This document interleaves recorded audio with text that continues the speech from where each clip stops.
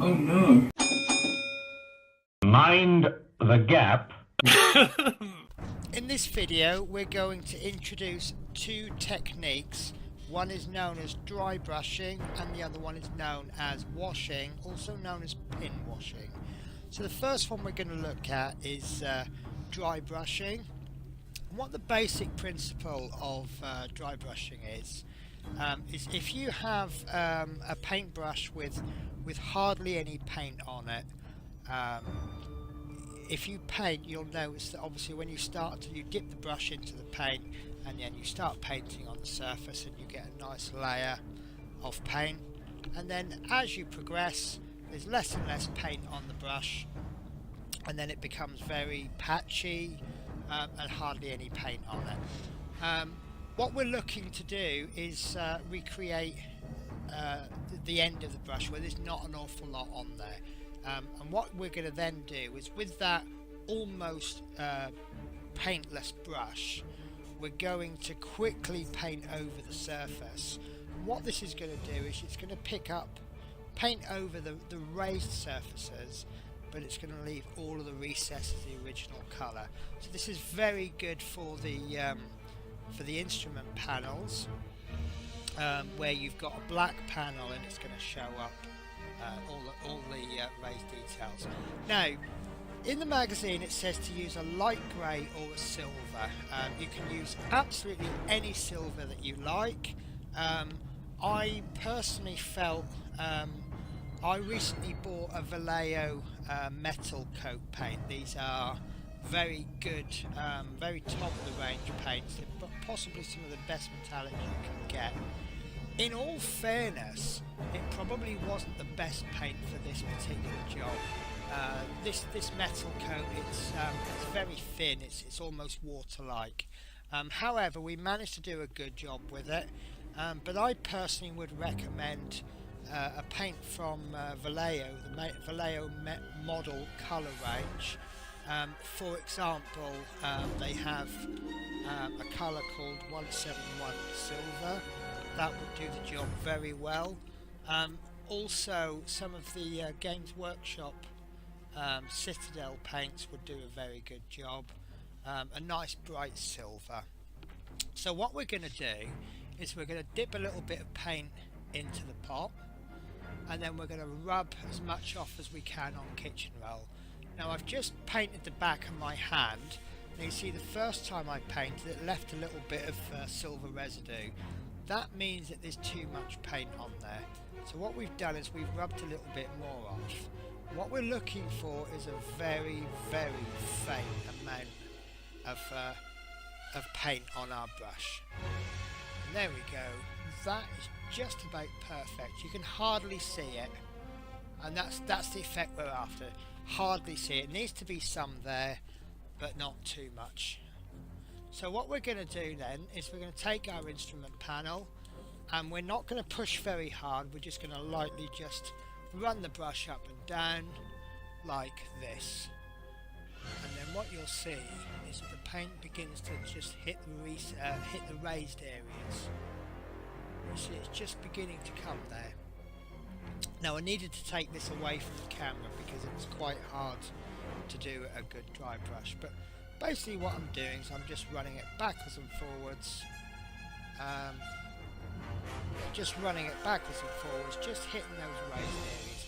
If you do it slowly, it'll allow the bristles to get into the recesses, and we just want to hit all of the edges.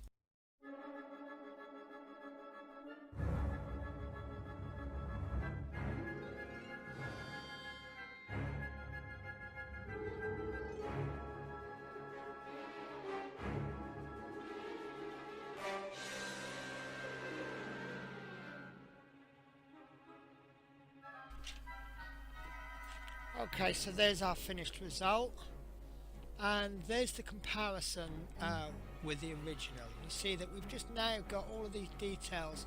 Some of these details we didn't even know were there before, and then once we've completed that one, we'll get on with the next one.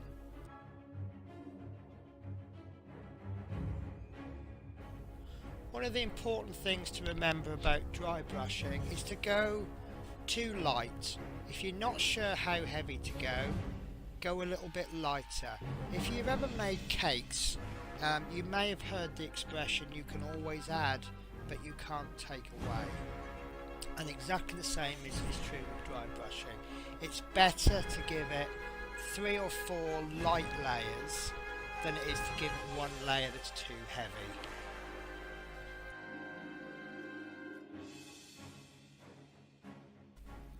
Okay, and this is our completed dry brushing.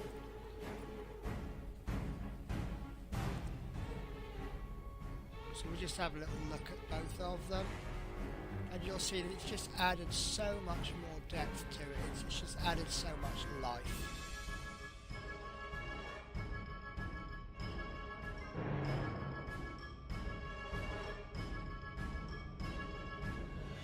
Okay, so the next technique we're going to look at is washing, also known, well in this case it's going to be a pin wash. Now the difference between a wash and a pin wash, what we're going to do is we're going to apply an ink or a watered down paint. I personally prefer to use inks or specially made washers. Inks tend to be very, very strong, so quite often if you use an ink, it's going to have to be diluted, so it's much easier to buy a wash. Now the wash that I use of choice is a wash called Null Oil by Citadel. This is available from Games Workshop. It's essentially a black. Now if we were to pin wash, as I say, the difference between a wash and a pin wash is a wash is an all over. You're just going to paint the whole lot, and because it's a very thin, for the purposes of this video, let's call it a paint. It's basically a liquid with some pigment in. I'm actually going to demonstrate what a wash does on this model, totally unrelated to the Millennium Falcon. As you see, the model, it looks quite plain and white. What the wash is going to do is, because it's very thin, we use gravity to work for us. We apply this thin wash. Because it's got low surface tension with the model, it's going to run downwards. So all the upper areas, it's pretty much the opposite of dry brushing. It's actually going to avoid all the upper regions, and then it's going to run into the lower regions. So we get our null oil and we just brush the null oil all over the model.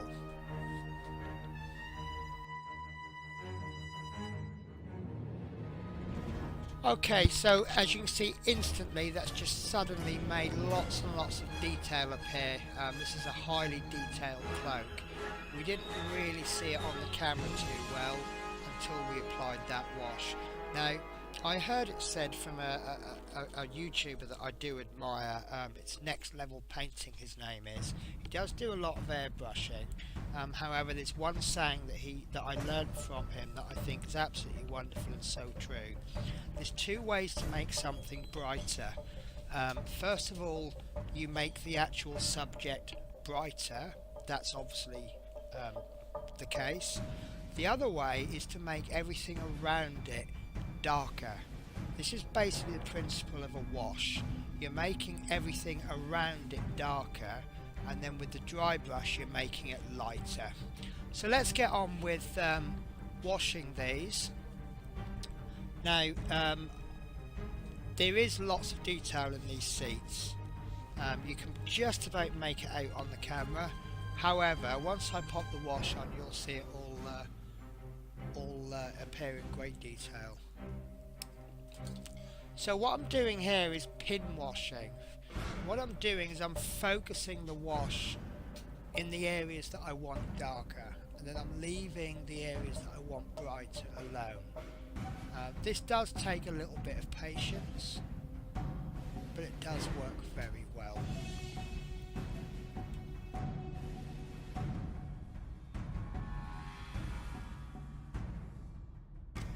Okay, and this is the result we get from pin washing.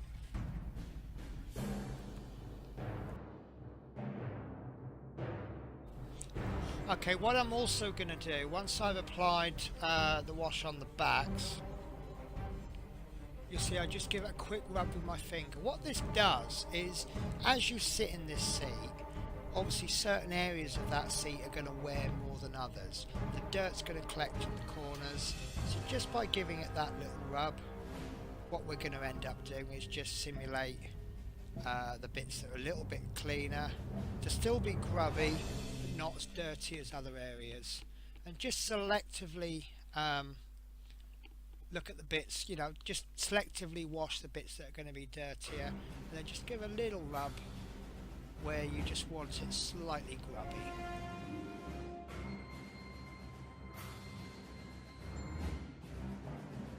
Okay, and here's the two seats compared to each other. Now it will kind of die down a little bit as it dries. It'll go a little bit more dustier. Obviously it's a little bit shiny because it's wet.